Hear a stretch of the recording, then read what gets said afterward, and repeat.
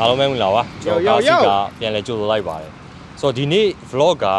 ကျွန်တော် vlog လို့လည်းခေါ်လို့ရတယ်ပေါ့နော် review တော့မဟုတ်ဘူးဘာလို့ဆိုတော့ကျွန်တော်တို့အခုအရန် hot နေတဲ့ကားလေးတစ်စီးကိုကျွန်တော်တို့တွားရောက်ကြည့်ရှုပြီးတော့ဘာညာ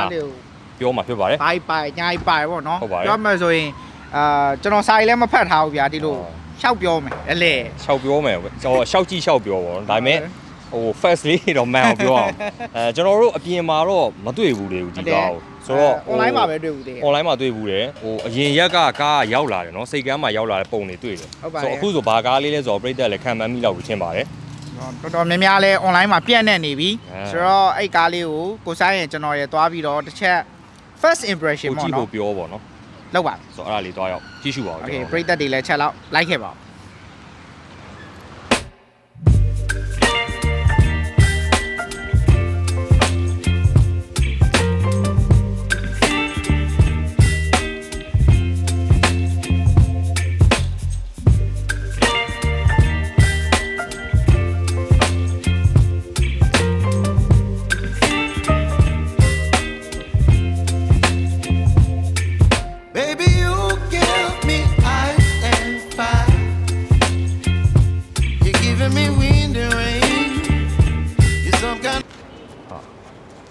လောစေတော့ကားတော့တွေ့ပြီခဲအောင်လေးဟုတ်ကားပြောလိုက်ဆိုတော့ဒီကားကကျွန်တော်တို့အခုလက်လောအရန် hot နေတဲ့ BYD ဖြစ်ပါတယ်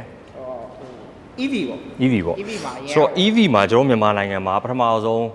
လူတွေနဲ့ထိတွေ့ခွင့်ရတဲ့ဟာ Leaf ပေါ့နော် Nissan Leaf နဲ့ကျွန်တော်တို့အရင်ဆုံးဟိုရင်းနှီးခဲ့တယ်ပေါ့ဆိုတော့အခုတော့ BYD ရဲ့ကျွန်တော်တို့ Atto 3ဖြစ်ပါတယ်ကျွန်တော်ပထမဆုံးတွေးလိုက်တဲ့ impression မှာကျွန်တော် BYD မှာ model က3ခုရှိတယ်ကျွန်တော်မြန်မာနိုင်ငံတွင်းတာ Dolphin ရဲ့ Atto 3ရဲ့ Han ရဲ့ဖြစ်ပါတယ်ဆိုတော့ဒီကားဘာလို့ Atto 3လို့ကျွန်တော်တို့မြင်တာနဲ့တန်းတိလဲဆိုရင်ဒီကားရဲ့ဟို ground clearance ကြည့်ရင်လည်းတိနိုင်တယ်နောက်ပြီးသူ့ရဲ့ size ပေါ့နော် sub compact crossover SUV တစ်စီးဖြစ်ပါတယ်အရှိဒီဇိုင်းလေးကဟိုရင်လေးနဲ့မိုက်တယ်သူ့ရဲ့ daytime running light တွေကတော်တော်ကြီးတယ်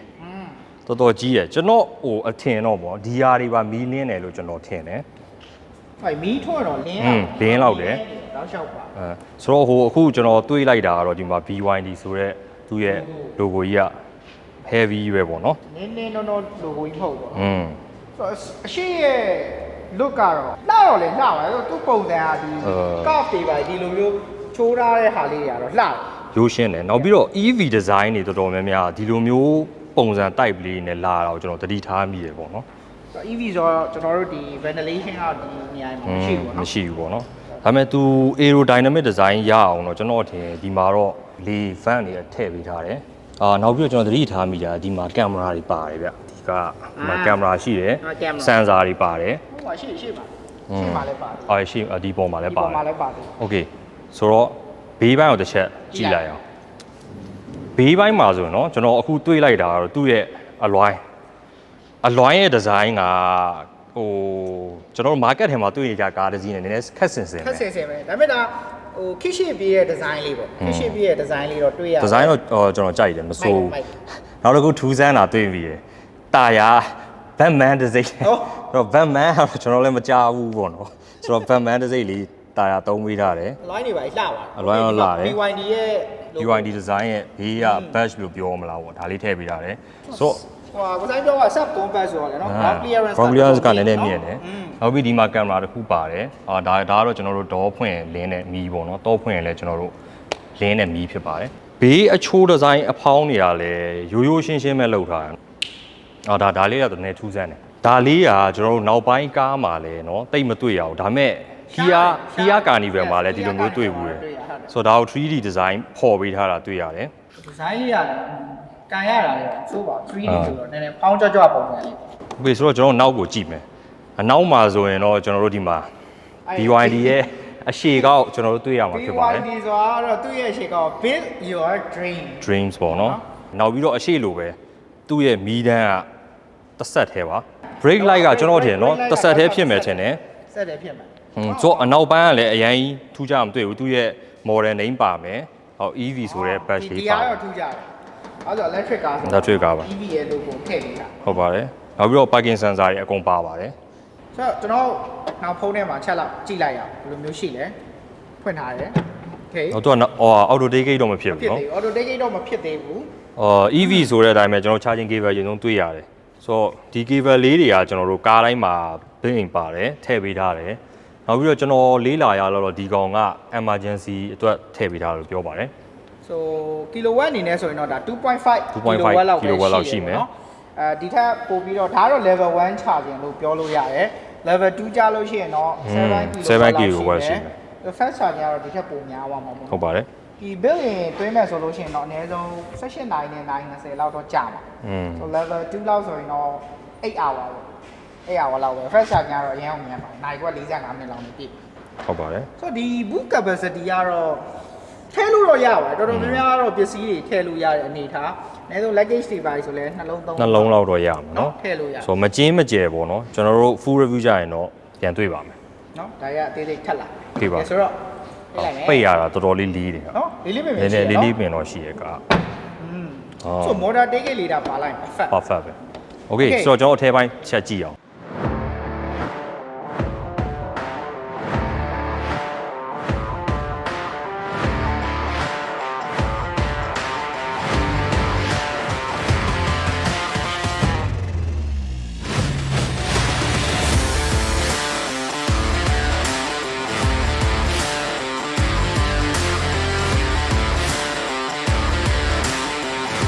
အထဲဝင်လာပြီဆိုတာနဲ့ပထမဆုံးခုနတကားဖွင့်တဲ့ feeling ကတော့တော်တော်လေးတယ်နော်ကြီးလည်းမိုက်တယ်မိုက်တယ်ဆိုတော့ထိုင်ရတဲ့ feeling လေးကတော့မဆိုးဒါတော့ full review မှလာမယ်ကျွန်တော်တို့လည်းပြောနေရပြောရင်းနဲ့ full review ဖြစ်လာပြောရင်းနဲ့အရန်ကိုစိတ်ဝင်စားပါအရန်စိတ်ဝင်စားပါဆိုအထဲပိုင်းတော်တော်ပြောစရာများတယ်ပထမဆုံးသတိထားမိတာဒါကြီးပဲ tablet ကြီးနောက်ပြီးတော့ BYD ကျွန်တော်တို့တီးတလောက်တော့ဒီကောင်ကလှည့်လို့ရတယ်ဆိုတော့ဒီမှာဆိုလှည့်ရတာဒီ steering မှာလည်းပါတယ်ဒီ TV ထဲမှာလည်းပါတယ်ရတယ်ဆိုတော့သူ့ရဲ့ rotation ကမိုက်တယ်ဗျာမိုက်တယ်ဟိုဘယ်လိုပဲပြောကားမချစ်ဘူးဆိုတဲ့သူတွေတော့ချစ်ဝါနိုင်တဲ့အနေအထားမှာရှိတယ်ဆိုတော့ဟိုကျွန်တော် map တွေပါကြည့်ရတော့ကို app တွေပါညာသုံးမဲ့ဆိုလို့ကျွန်တော်တို့သုံးလို့ရတယ်ထည့်ပြီးသုံးလို့ရတယ်ဟုတ်တယ်နောက်ပြီးတော့အခုသတိထားမိတာဒီကားဒီရှေ့မှာ display လေးတစ်ခုပါနေတယ်ဆိုတော့ဒီကောင်ကကျွန်တော်ထင်တော့9လက်မလောက်ပဲရှိမယ်iPhone ထက်5 inch လောက်ပဲရှိမယ်ဆိုတော့ဒီကတော့ resolution ကတော့ဒီလောက်တော့ဟိုအရင်မကောင်းဘူးပေါ့နော်ဒါပေမဲ့ဒီမှာ information အစုံပါတာတွေ့ရတယ်ကျွန်တော်အခုလေ့လာမိလောက်တော့သူ lane assist လားမသိဘူးသူလမ်းကြောင်းလေးပြထားတယ်နောက်ပြီးရင် eco mode တွေကျွန်တော်လင်းနေတာတွေ့ရတယ် normal တို့ eco sport တို့ပါတော့ဒါတော့နောက်ပြဒီ interior ဒီလိုမျိုး design ကြီးနော်ဟုတ်တခြားကားမှာမတွေ့ရဘူးဗျာကျွန်တော်တို့ BYD မှာပဲဒီ design ကတွေ့ရတာတော့ design ရတာမကြီးတော့ဖွင့်လာရပါရစအဖွင့်ပိတ်ကစကျွန်တော်တို့တော့တခါလေးပျောက်တယ်ပေါ့နော်ဒါပေမဲ့ကျွန်တော်တို့ကလေးလာတာတော့နည်းနည်းတိတယ်ပေါ့ဟုတ်သူကဒီမှာ subwoofer လေးထားပြီးတော့မှာနော်အဲ့လိုဖွင့်လာကျွန်တော်တို့ဒီ design ကကျွန်တော်လေးလာတဲ့လောက်တော့သူက fitness model ကို team လုပ်ထားတယ်လို့ပြောတယ်ဆိုတော့ဥမာဒီကောင်တွေဆိုရင်ကျွန်တော်တို့အကုန် soft touch တွေကြီးပဲဒီအဖြူတွေကကျွန်တော်တို့ဘာကိုတော့ရည်စူးထားလဲဆိုရင်ကျွန်တော် master fiber ပေါ့ကျွန်တော်လူရဲ့ master fiber လေးအမြင်အကြောင်းလေးတွေကျွန်တော်တို့ဒီမှာပုံဖော်ထားတာပေါ့နော်ဆိုတာပြောချင်တာဝါတဲ့သူတွေတော့ပို့ပြီးတော့စီးတဲ့တယ်ပေါ့နော်ဆိုသူ့ရဲ့ concept ကမစိုးဘူးနော်သူ့ရဲ့ team design လေးကမိုက်တယ်မစိုးနောက်ပြီး aircon fan ကအစားကျွန်တော်တို့ပုံမှန်ဒီအပေါ်မှာမဟုတ်ဘူးဗျာကျွန်တော် normal ကားဆိုဒီ TV ရဲ့ဘေးမှာဟုတ်တယ်ဆိုတော့အခုကဒီအောက်ရောက်သွားတယ်ဆိုတော့ aircon fan ကစားတဲ့ဟာတွေကတော့ဒီနေ့သူများကိုင်းတယ်လုံးဝမတူပဲထူးခြားနေရပါတော့စိုးပေါ့နော်ကျွန်တော်ပြောရင်ဟိုအမြင်တစ်ခုထူးခြားရုံမကောက်အတွင်း design ကပါတော်တော်လေးကို unique ဖြစ်နေတယ်ဒီကားပြီးကျွန်တော်ဒီ center console ကြီးအောက်မှာကြာလာလို့ရှိရင်လေဒီနေရာလေးမှာဒီ physical button လေးပေါ့ aircon on off တွေပါရဒီမှာတန်းပြီးတော့နော် on off ပါတယ်နော်parking sensor volume နော်ကျွန်တော်ဒီပါလေဒါကလည်း sensor ပဲငါတို့ဒီမှာ mode တွေတောင်ပါသေးတယ်မဟုတ်ဆိုတာဒါ mode ဒါဟိုပါလေ traction on off traction on off ပါမယ်traction on off ဒါကတော့ဘာလဲမသိကျွန်တော်နှိပ်ကြည့်လိုက်အောင်ဆိုတော့ဒီမှာ high ရယ် standard ရယ်high နဲ့ standard ပဲရှိရယ်ဆိုတော့ဘာလဲမသိကျွန်တော်တစ်ချက်ဒါ first impression တော့ကျွန်တော်လည်းမဖတ်ထားဘူးဒါလည်းနည်းလေးလာလိုက်အောင်ဒီနေရာလေးကင်လို့ကောင်းဆိုနော်နောက်ပြီးသူခုနပြောလို့ပဲအကုန်လုံးကိုအကြောင်းလေးလုပ်ပေးတာဖွင့်တော့storage လေးကျတော်တော်နက်တယ်ဟာstorage လေးတော်တော်နက်တယ်ဟာဒါမဲ့ဟိုဒီထက်အောက်ထိတော့ဒိုးရပါမဟုတ်ဒါမဲ့ဒီမှာအပိတ်ရှိတယ်ဒီအောက်မှာလည်းဖုန်းတွေအားသွင်းလို့ရတဲ့ဟာလေးထားပေးတာနောက်တစ်ခုကျွန်တော်ထူးခြားတာကသူ့ရဲ့ဒီတကား ဒေါ်ဟန်တယ်အားစကျွန်တော်တို့မတူဘူးပေါ့နော်တခြားကားတွေနဲ့ကျွန်တော်တို့ဒီကျွန်တော်လူတယောက်ရဲ့ master အတိုင်းကိုသူကလှုပ်ပေးထား join အနေနဲ့တူတယ်ကျိုးလေးတွေဟုတ်တယ်ကျိုးလေးဆိုဂီတာတီးလို့ရကျွန်တော်ပြင်းနေဂီတာရိုက်တီးလို့ရနော်ပြင်းနေမှာကြည့်assist ပါတယ် sorry again ဟာ in your ass လေကျွန်တော်တို့ဆဲတယ်ဒါတော့မမိုက်ဘူးဗျာဆိုတော့ BYD ကကျွန်တော် assist တွေပါတယ် okay ဆိုတော့ကျွန်တော် TV နည်းနည်းကလိကြည့်အောင်TV မှာသူကဟိုဟာလည်းပါသေးတယ်လေဒီမှာကင်မရာချက်ပြလိုက်မယ်ကင်မရာတော်တော်ကြီးရယ်နော်ကင်မရာ resolution တော်တော်ကြီးတယ်ပြီးရင်ကြည့်ရတဲ့ပုံစံတွေကအများကြီးပဲအဲ့လိုမျိုးဒီ360ပေါ့နော်ကျွန်တော်ခေါ်ရဆို360အကုန်ရတယ်ပြီးရင်ဒီမှာ 3D နဲ့ကြည့်ချင်လားထပ်ပြီးတော့ဒီမှာ 3D နဲ့ကြည့်လို့ရတယ်နောက်ပြီးတော့ဟာရေးလေမိုက်တယ်နော်လုံးဝ no lag sensitive ကောင်းတယ် response ကောင်းတာ yes လုံးဝကောင်းတာနောက်ပြီးဒီကောင်အောက်ကပါမြင်နေရကားအောက်ကိုမြင်နေရအဲ့ဒါလည်းမိုက်တယ်နော်ဟိုဒါလေးကမစိုးနည်းနည်းလေးလမ်းနေပါကိုအောက်မှာဘာရှိနေလဲဗောအဲ့ဒါလေးမြင်နေရ okay မိုက်တယ်ဗျမစိုးဘူး resolution တွေလည်းမိုက်တယ်ဟိုဒီမှာ setting တွေမှာခုနကကြည့်လိုက်တယ်လေဟိုမှာဒီ DI ပိုင်းတော့အစ်တွေအတူရောassist ပေါ့လေဒါ lane key assist တို့ safety တို့ဒီမှာ parking assist တို့parking assist ပါတယ် panoramic view ပါလေဒါဒါခုနဟာလေးပြန်ရတယ် okay hill descent ပါတယ်ဟုတ်ပြီ blind spot ပါတယ်okay blind spot online blind spot ဒီမှာလေးဒီနားလေးပါokay ဆိုတော့ဒါတော့ပုံမှန်ပါနေကြတဲ့အတိုင်းကျွန်တော်တို့ဒီ assist တွေကျွန်တော်အကုန်ထည့်ထားတာတွေ့ရတယ်ပေါ့နော်ဟောနောက်ပြီးတော့ဒီမှာအားလုံးစိတ်ဝင်စားမယ်ထင်တယ်ကျွန်တော် new energy ဆိုတော့ဘာလဲမသိဒီမှာကျွန်တော် battery percent ဘယ်လောက်ကျန်နေလဲပေါ့64ပဲကျန်တော့64ကျန်နေတယ်64ကျန်သေးတယ်ဆိုတော့ battery percent ဆိုလို့ဒီကားကဟို480ကီလိုမီတာလောက်ထိမောင်းလို့ရတယ်မိုင်အားဖြင့်ပြောရရင်ကျွန်တော်မိုင်300ပေါ့နော်300ပတ်ချလဲမောင်းလို့ရတယ်ဆိုတော့ဟို single motor နဲ့ battery capacity နဲ့ကတော့ကျွန်တော်မြို့တွင်းမှာအကောင်းသုံးလို့လောက်တယ်ဒီကားတကယ်သုံးလို့လောက်ဒါပေမဲ့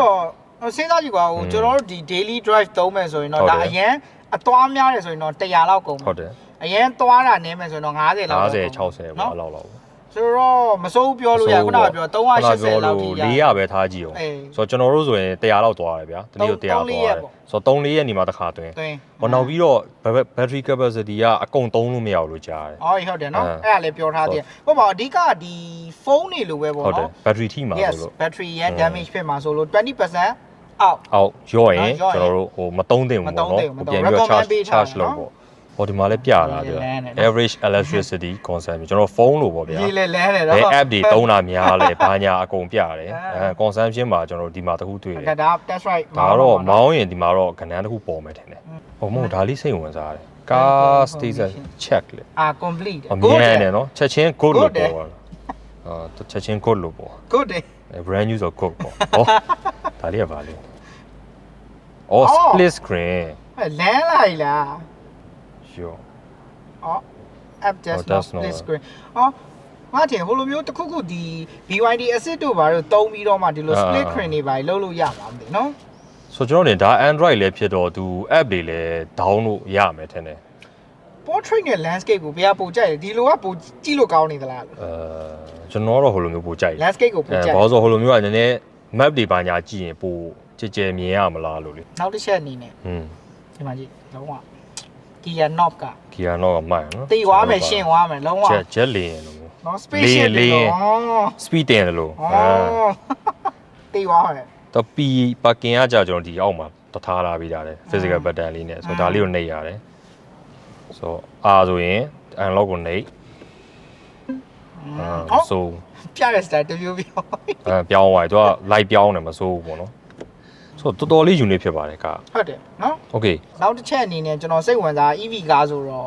ကျွန်တော်ရဲ့ဒီအရှိဘောနဲ့တော့ကြည့်ဘောနဲ့ရဲ့အောက်မှာဘယ်လိုမျိုးဖွဲ့စည်းတာလဲချက်လောက်တော့ကြည့်လိုက်ရပိတ်လိုက်တော့နော်ပိတ်လိုက်တော့ဟောပိတ်ရင်သူကအဲ့လိုလဲသွားနော်ဆိုသူ့ရဲ့ပုံစံ standard က portrait မဟုတ်ဘဲနဲ့ landscape ထားပြီးနော်ကဲ okay သွားရအောင်ဆိုတော့အခုဘောနဲ့လေးတစ်ချက်ကြည့်အောင်ဘောနဲ့ကသူများကားရင်လည်းမတူဘူးဘောနဲ့တော့လေးရဟိုဖွင့်ရတဲ့ဟာကျွန်တော်တာမန်ကားကြီးဒီနိုင်မှာဟို clip တွေရှာနေရတယ်သူကတော့ခုကို2ချက်လောက်ဆွဲပြီးချက်ဆွဲရလန်လို့ရ